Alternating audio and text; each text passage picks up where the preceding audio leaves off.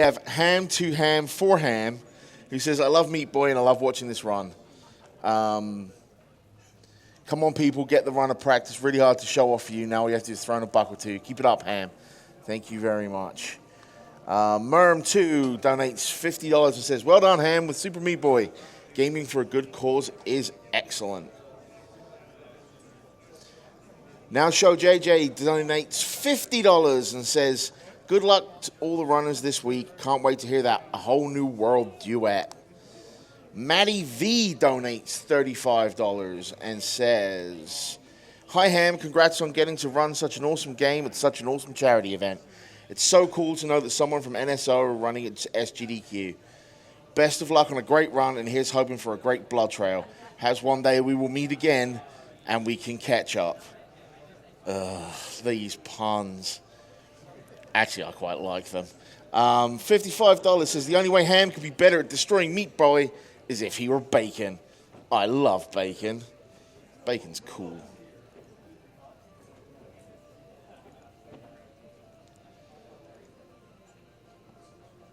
All right, Brownie donates $20 and says, Brownie here with $20 going to save the animals. If me and Meat Boy can save each other while facing great peril, then the runners can spare a minute or two to save a couple of animals from possible flying saw blades.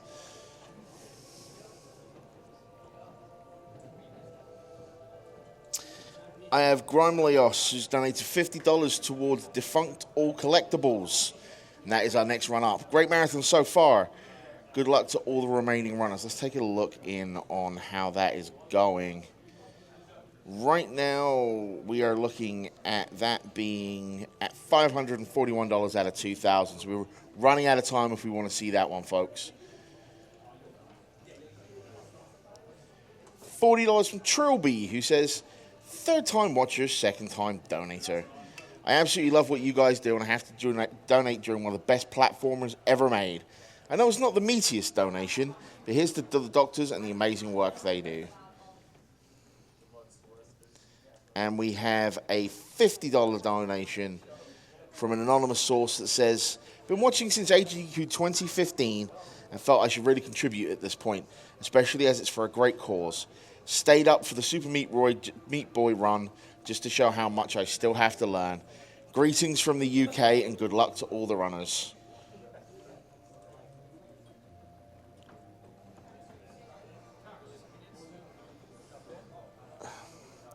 I have a $100 donation from an anonymous source that says, hey, bro, Sencha, what do you call a physician that went on a vacation across Europe with broken cages for his pet pigs that won't close? Doctors without borders. Can I get a groan from the crowd on that one? Good job, Anonymous. Speaking of which, how's the crowd doing out there? You doing good? That's what I like to hear. I have a $100 donation from Miss Dragon that says, hi, Bob. Rip chat. Greetings, everyone.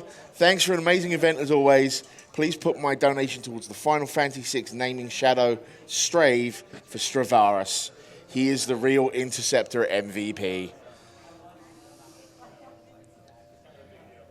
From the Ashes donates $100 and says, hey guys, I'm always here for AGDQ, but I'm not around much for SGDQ, sadly. Either way, I wanted to support a little in some way, even though money is tight at the moment. Hope all is well, and the best of luck goes to all the awesome runners. I'd like to say that $100 isn't supporting a little, but any donation that you can make is greatly appreciated. And if you guys out there cannot donate, or if you've already donated your quota for this marathon, please get on your social media, use the hashtag SGDQ2016, and get talking about it. Get other people to notice the marathon. If you can't donate, you always might be able to attract someone else that will, or just bring another set of eyes so they can promote us, and so on and so on. That's another way that you guys can help. And we greatly appreciate you guys watching, because we wouldn't be able to do this without you. So, speaking of which, in a way that we can actually give back a little bit to you guys, we do have a Humble Bundle this year. It's a pay what you want bundle that supports charity. There's a bunch of cool games in there. I know Meat Boy was actually in there. The VVVVV, Dust Force is in there. Guacamelee is in there. The Scapegoat 2 is in there. So that's a hell of a deal. And the Humble Bundle themselves have raised over $75 million for charity, such as Doctors Without Borders and many more. For that, just head over to humblebundle.com. And they did mention Doctors Without Borders, and that is the charity that we are supporting this year. And Doctors Without Borders, if we have to tell you what they're doing at this point, we're doing something wrong. But they do. They do help people all over the world that can't access health care. They have logistical help that they give out. They also do a lot of longer-term stuff. At any time, they have 30,000 doctors, nurses, midwives, epidemiologists. Wow, that was a tongue twister. Water and sanitation experts and so many more. So, just checking to see if we're ready with the guys in the back. No? All right, well, I will keep going then. I'm sure that I can do that. We have a $50 donation from Arrow219. It says, another day of great games. Keep up the great work and good luck to the runners. I have an $18 it's just not my night, is it? $18 anonymous donation. There we go. Donating $1 for every hour I've watched so far. Everybody should do the same in an attempt to get the donation number to jump way up. Also, the frames are real. The real endangered species kill the animals. And we have $50 from another anonymous donator that just says, T-shirt, check. Donation, check. Kill the animals, hopefully.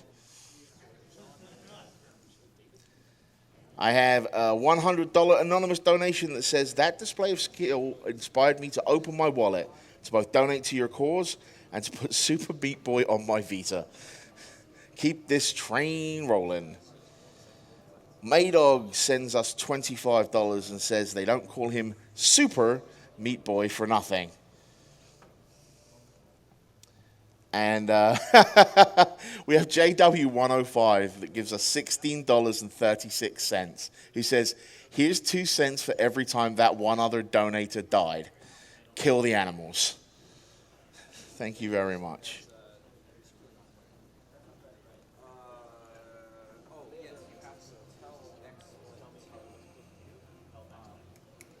So let's look at some of the stuff we've got coming up here.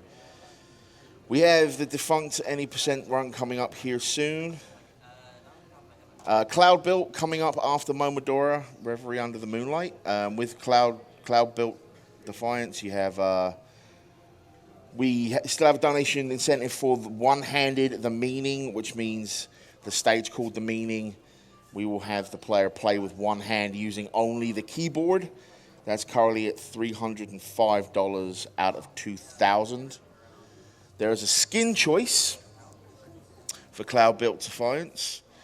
Right now, Knight is winning with $50. Mech is winning with $20. Winterwear is in third with $15.01. And both Slim and Original have no bids at all. So that one would be easily sniped if you want to get in there. And then at $141 out of $2,000, we have a Supercharged Final stage, which means after the run is over, they will play the final stage over again in Supercharged mode.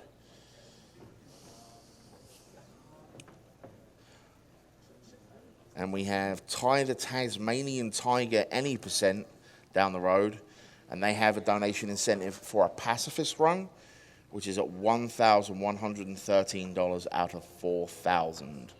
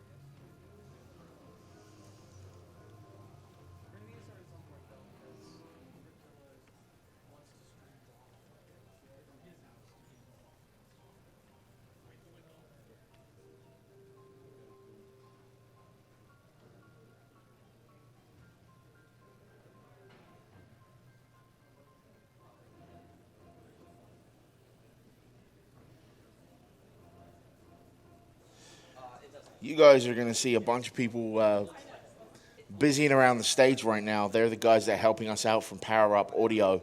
They're an awesome indie sound studio from Vancouver, Canada. They've worked on games like Towerfall Ascension. They worked on Action Hank.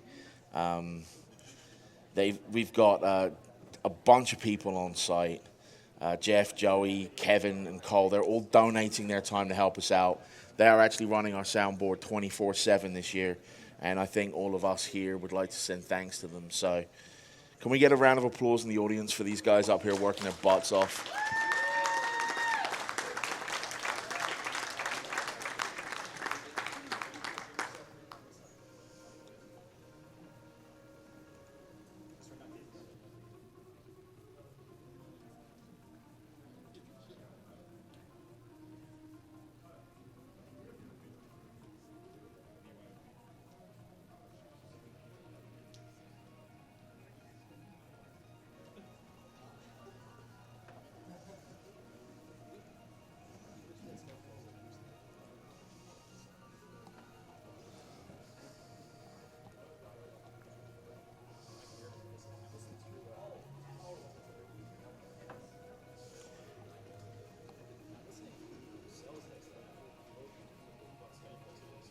You guys out there will see images scrolling on our layout every now and again of our sponsors, and one of those is World 9 Gaming. They're helping us out with the practice room here at SGDQ. They're a premier computer console and arcade and gaming provider for events across the Midwest. They have an absolutely dedicated staff. They're absolutely awesome people. They have a ton of tournament expertise, and they bring tons of consoles and TVs and all that stuff to help us out. So head over to world9gaming.com for information on booking them and for any upcoming events that they're working on.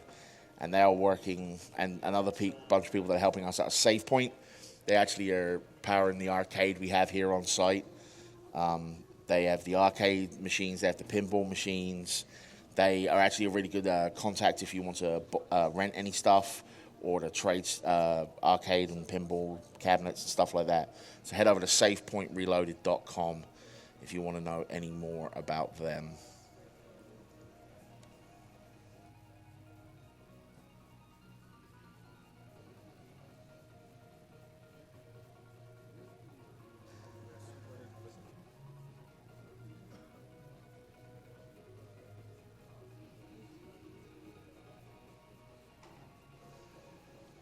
And speaking of sponsors, we do also have Tiny Build. You saw a commercial for them before Meat Boy. They're an indie game label that started as an indie studio with no time to explain. And if any of you out there have played that, you know exactly what that title means. They have games from all over the world to Steam. They bring them to mobile. They bring them to consoles. They're responsible for speedrunners. They did a bunch of stuff with Twitch integration with Party Hard, which you've seen all over Twitch over the last year or so. And they did Punch Club and Twitch Plays Punch Club, a bunch of stuff from Tiny Build that was absolutely awesome. So go check out their stuff on Steam or your relevant platform.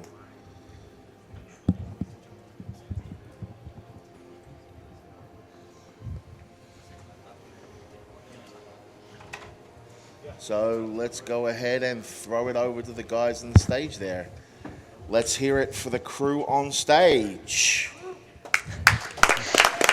We can do better than that. Come on, let's hear it for them.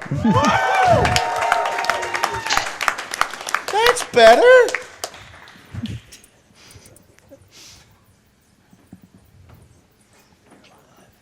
Live? We good?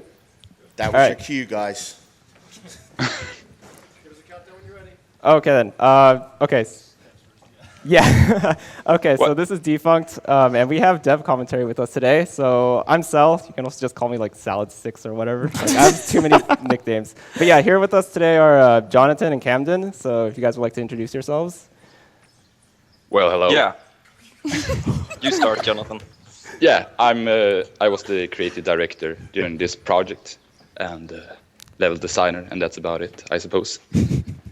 Yeah, and my name is David. Cel will call me Camden because he's comfortable with that. and I was one of the programmers on this project. All right, and so I guess we should also do a roll call of the couch as well first. Yeah. So that. My name's Grimelios. This is Villagin. I'm Red Red Rum. I'm Cherno. Hi. So that's Chernal and that's Tuxwizzle. So yeah, we're doing this really quickly first before we start in the run because this is. Yeah, because this is an 18-minute run, so things are going to fly by really quickly. So we just want to get that out of the way really quickly. But yeah, I think we should be ready to go if everything is all good. Ready? All right, so I'll start a countdown. 5, 4, 3, 2, 1, go. All right, let's get this going. All right, so this is Defunct, and there is a lot of stuff to talk about. So I'm going to hand it off to Grim really quickly to talk about how we're going to do the mechanics in this game as we just casually go through an out-of-bounds section in this entire area. Sure. So brushing over that amazing out of bounds that you do right at the beginning of the game. This game's really interesting because, Red, as you put it earlier, there's no gas pedal. Where you have an engine in this game where you can accelerate yourself, but it's extremely, extremely weak. The way you actually gain momentum and speed through this game is by gravitating downward. If you see the little green circles coming out of the bottom of the robot, that means that Cell is gravitating. And you try to do that on downward slopes to gain a bunch of speed, and then conversely, you want to not gravitate on an upward slope. So It would make you come to a full stop, and we don't want that. Yep, that's a big part of it. The other major piece, just in terms of general movement, is friction on the ground. So generally speaking, you'll see Cell spend as much of his time in the air as possible to keep his speed and avoid slowing down due to friction. Yep. Now, what you just saw there is me getting back inbounds using R to respawn. Now, checkpoints work kind of unusually in this game in that after you hit a specific wall, or in this case, we're going to see later, we'll perform a skip with it. When you press R, you respawn the nearest checkpoint, and checkpoints allow you to gain a burst of speed after you move off of them. So as you see right there. And this allows us to get back inbounds whenever we're out of bounds, which is very useful, especially during this run. So as you saw there, we kind of just got flown outside of a trash chute. We kind of skipped the cutscene there, but the basics of this game is that we're this little robot who has a broken engine, hence why we'd use gravitation. And we're going to see later another mechanic. And what we're trying to do right now is basically get back onto the ship. Now, what I'm going to be trying to do here is attempt a really difficult jump. This is actually one of the harder tricks to pull off in the run. Now, I don't have enough speed, but that's okay, because I have enough to cross this gap, and that should be good enough for now. That sound you hear there is the broken engine, by the Yep. way, and it's just so slow. That's why we don't use it. So you're going to see me use another respawn right here in order to gain enough speed to go back up. Now, this is the any % route, so we're not going to be collecting any of the collectibles around here, so it's pretty much just routing straight from point A to point B. So you might think, well, okay, if that's the case, then the best way to go through it is through a straight line, right? Well, no, that's actually not the case, because as you're going to see right here, there are these little blue orbs that we're going to be crashing through, so if somebody wants to explain that. Yeah, these blue orbs are basically just speed boosts, so we're going to go through and collect as many of them as possible just to maintain our speed. Yeah, not much more to it. They provide a small instantaneous speed boost, and so obviously the more you can hit, the faster you go. Yep, and hitting these speed boosts while you're in the air, it gives you way more speed than if you hit them on the ground. Right. The other piece is if you went in a straight line, I mean, given the placement of all these hills, you have to work around them. Now you might notice that there's a bit of lag. Every zone in the game has sort of like their specific loading points, and this ends up really dropping the amount of frames. And in certain parts, this can get pretty problematic, but for the most part, they're not that bad. But yeah, so John and Camden, how are you guys doing today? Am I gonna have to talk as fast as you guys? Nah, take your own leisure. So for this game, what was sort of like the inspiration behind it? I guess you guys said you made this at a game jam, I believe. Not quite. We did it as a school project in the beginning during 8 weeks. So we can call it a long game That jam. one's really tough. Oh, nice skip bar. Yeah, it was a 8-week game jam, if you could call it that. But the inspiration, I'm not sure how I came up with it. I just wanted to make a game about a robot that wasn't able to move forward by itself, and that was about it. So I pitched the idea to the team, and they thought that it was god awful. So we changed it a lot, and after that change, I think my inspirations were Sonic, of course, Journey, I believe, and Tiny Wings, the cell phone game. So it's quite a weird mix of a lot of things, but yeah, those were the ones in my mind at least.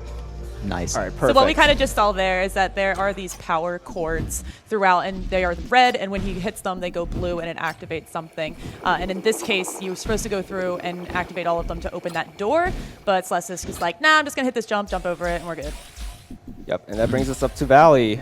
Valley's fantastic, super fun. It's mostly downhill. thanks. It's a very fun area casually. You Music's just get to go beautiful. so fast. It's one of the most interesting things when you start running this game. It's just getting used to the speed of it all.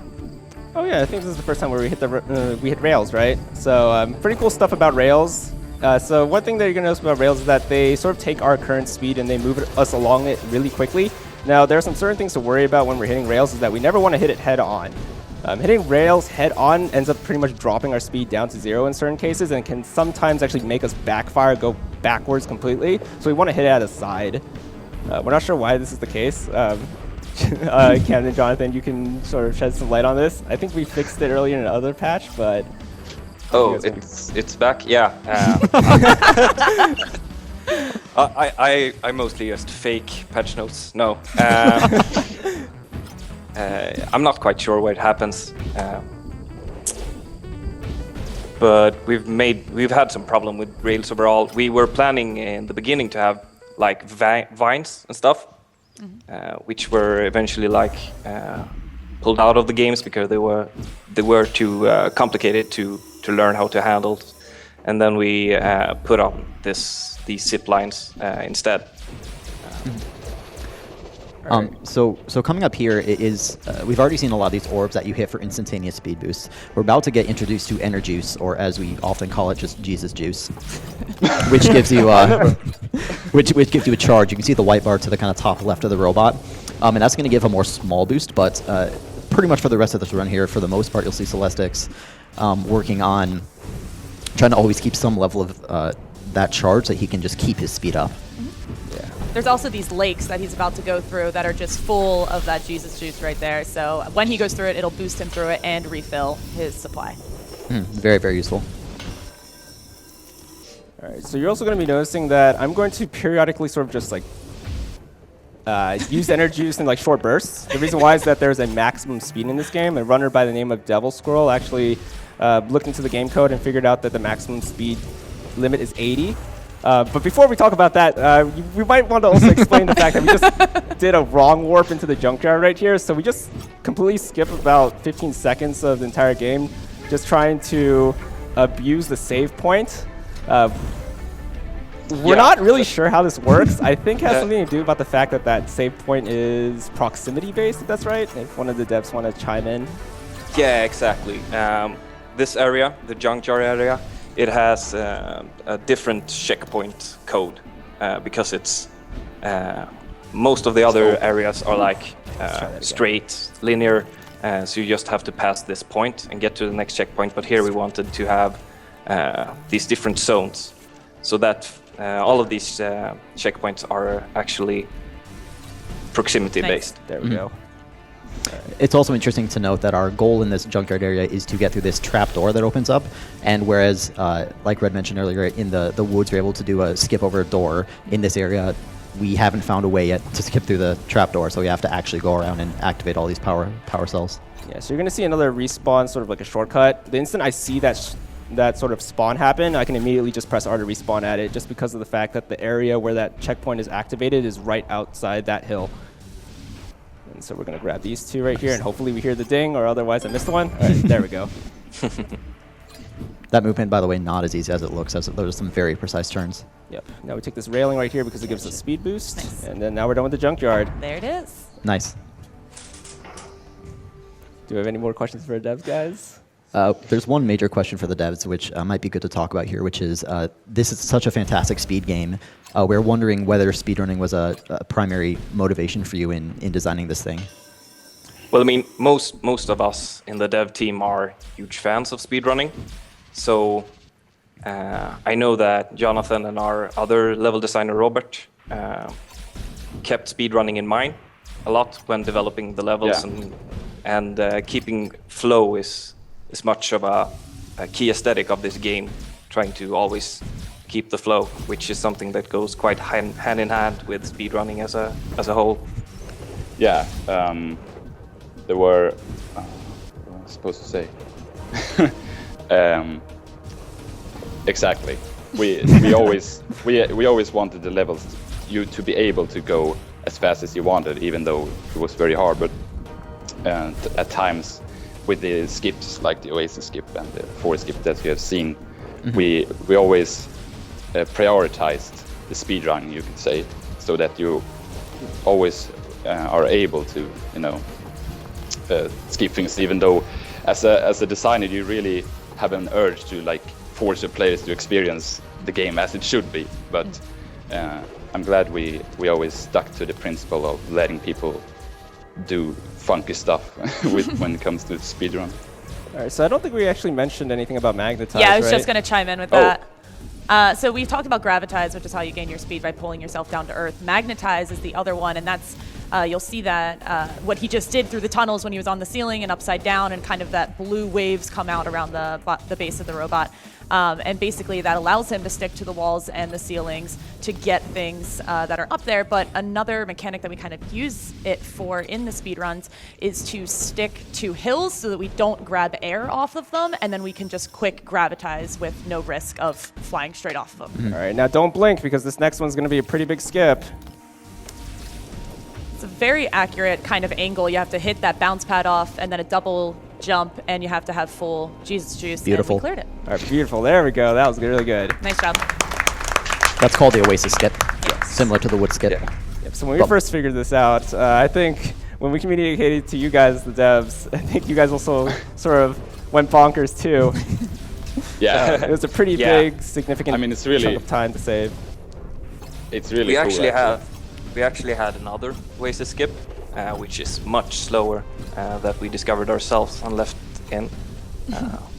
It's Yeah, kinda- Swag flip. I think that skip was one of the first that you guys found that we didn't know about already. But you really do get a sort of masochistic joy from watching you guys really ruining everything I've been building for this time. But yeah, This area is like That really one. slow casually. It's so hard to maximize your speed because it's pretty flat. There's a couple of hills, and to go through this at the speed that he's going at, it's not something that comes naturally. You really have to kind of time everything perfectly. Yep, if you wanted to try a challenging IL, this level would be it. You ready, Cell? This is where you're gonna fall. this is it. Don't choke. No choking. Let's do this chasm skip as cleanly as possible. Okay, so I'm going to try to make sure I'm jumping so I don't lose as much speed, and then simply just go off the ramp and take a double jump. Nice. That's a pretty big Yeah. skip. How much does that save? Maybe like 2 minutes? Yeah, it saves about 1.5 minutes. So normally you're supposed to fall down there because apparently when you're running down, the devs never thought about you jumping to make sure you didn't lose your speed. So and that forces you to go around to the right and take a checkpoint. Now, once you get stuck down there, you can't get back out unless you actually perform the chasm skip correctly. So if you're stuck down there, well, too bad. You have to go uphill in order to get back up and get another set of energy juice just to be able to, get past that gap. All right. Yeah, I can say we did actually know about that skip. Oh. we contemplated if we should tell you in the beginning of the speedrunning when you tried to struggle over that part and you were just learning about jumping to keep momentum. All right, so we're up at the last stage of the game. Wow, that was really quick, right? Right. Yep, the game's really quick. It's a pretty small game, but it's pretty cool. Focusing a lot on sort of passive movement as opposed to just making sure that you move your character directly. So very interesting mechanics. Now this last part here, since we're just basically walking around in this blue energy fuel, all I'm just going to be basically doing is either just using magnetize or gravitate. It doesn't really matter. I can just keep holding down my left shift button in order to pretty much just boost my way through here. In this next area, we always like to have the swag points. We have to do a trick at the end of it, but unfortunately, as far as going really fast goes, we're going to make our little friend here bonk the ground while doing a 360 in the air. I'm sorry. Time will be coming up shortly when he hits the rail at the end. Yep.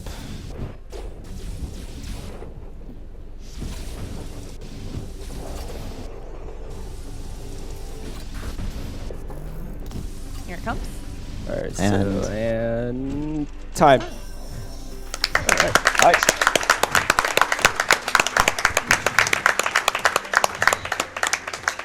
Nice job, Sal. Yeah, Very thanks. nice. If you haven't noticed, we're actually using a SGDQ skin, which just came out, what, a couple of days ago, right? Like yesterday's when I Yeah, saw it. yesterday. So, yeah.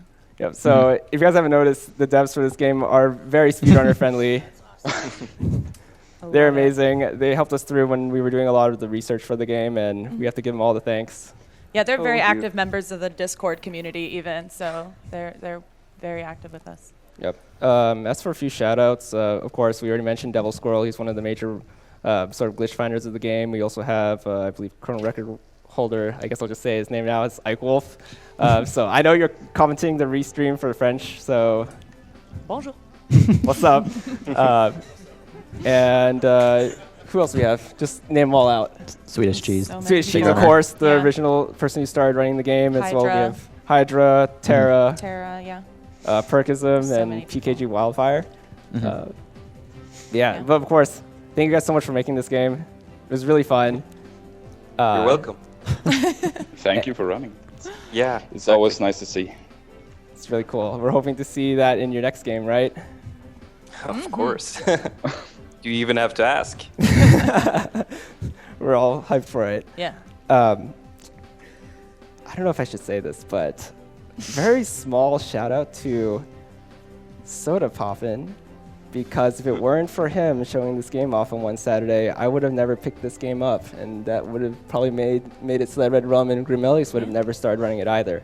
So, yeah, you'll be surprised. There's a lot of games out there, and we just need one little person to sort of like showcase it to the world, and boom. A hidden Hidden gem, gem. indeed. Yeah. Yep, and happy to show it to all of you guys watching out there. So thank you guys for watching. Hope you guys check it out, and yeah, there we go.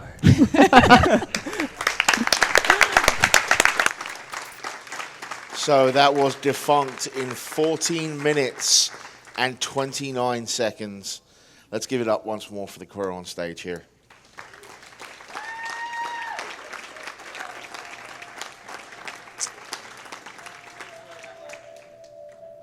So let's going to power through some more donations here.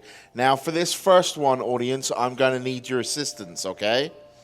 So, from Oysterman, $50, who says, well, I've been an avid viewer of the uploads of YouTube. I've never been able to catch this event live. Since I've finally gotten time on my hands along with a little money on the side, I might as well make a donation. Super excited to catch my first run and loving this announcer. Thank you. For my father, I'm putting this to the cow level in Diablo because I know that a lot of people have some beef with them.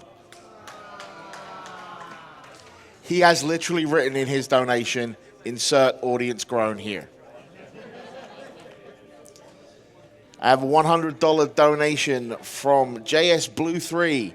Hey, Sal, super cool run and super cool to see you up on stage at GDQ. Makes me want to get back into running too. Put this money towards Tux's choice. I have a $500